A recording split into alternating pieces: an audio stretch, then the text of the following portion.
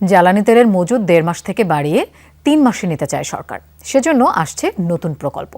পর্যায়ক্রমে এটিকে 6 মাসে নেওয়া হবে, একথা জানিয়েছেন পরিকল্পনা প্রতিমন্ত্রী জোনায়েদ সাকি। বিকেলে একনেক সভা শেষে ব্রিফ করেন তিনি। জানান, শুধু জ্বালানি আমদানি করলেই সংকট মিটবে না, নতুন এলএনজি টার্মিনাল নির্মাণেও সময় দিতে হবে। প্রায় 1 মাস ধরে দেশজুড়ে তীব্র গ্যাস সংকট। শিল্প কারখানা, সিএনজি স্টেশন থেকে শুরু করে বিদ্যুৎ উৎপাদনে পড়েছে মারাত্মক প্রভাব। আবাসিকেও মিলছে না গ্যাস। সংকট সমাধানে মধ্যপ্রাচ্য, দক্ষিণ পূর্ব এশিয়া থেকে বাড়তি এলএনজি আনার চেষ্টা চলছে, যদিও চাহিদা অনুযায়ী ভাসমান টার্মিনাল এখনও প্রস্তুত নয়। বুধবার জাতীয় অর্থনৈতিক পরিষদের নির্বাহী কমিটি একনেকের এজেন্ডায় বিদ্যুৎ ও জ্বালানির 3 প্রকল্প, তাই সভাপতি সংকট নিয়ে আলোচনা হয়েছে। দ্রুত সমাধান খুঁজতে সে সময় সংশ্লিষ্ট সবাইকে নির্দেশ দেন প্রধানমন্ত্রী তারেক রহমান। ব্রিফিংয়ে পরিকল্পনা প্রতিমন্ত্রী জানান, একনেকে জ্বালানি তেলের ট্যাঙ্কার কেনার প্রস্তাব উঠলেও তা বাতিল হয়, কেননা প্রধানমন্ত্রীর সবশেষ চীন সফরে 4টি জাহাজ কেনার ব্যাপারে সমঝোতা হয়েছে।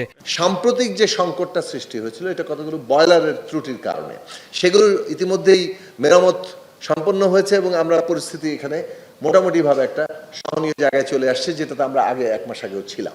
আমাদের যে আপৎকালীন মজুদ, সেটা 1.5 মাস ছিল তেলের মধ্যে, সেটাকে 3 মাসে নেওয়ার জন্য ইতিমধ্যে প্রকল্প নেওয়া হয়েছে, আরেকটা ইউনিট করার।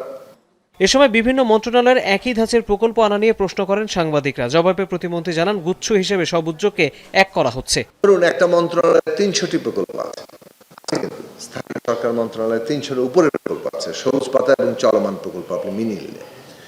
ফলে যখন একটা প্রকল্প আপনার সামনে আসে, তখন ঠিক আপনার পক্ষে 380-র সাথে মিলিয়ে নেওয়াটা খুব কঠিন হয়। কিন্তু এ সময় সরকারের নতুন 5-ইয়ার স্ট্র্যাটেজিক ফ্রেমওয়ার্কের আনুষ্ঠানিক উদ্বোধন সম্পর্কে জানায় সাধারণ অর্থনীতি বিভাগ। তৌহিদ হোসেন, যমুনা নিউজ, ঢাকা।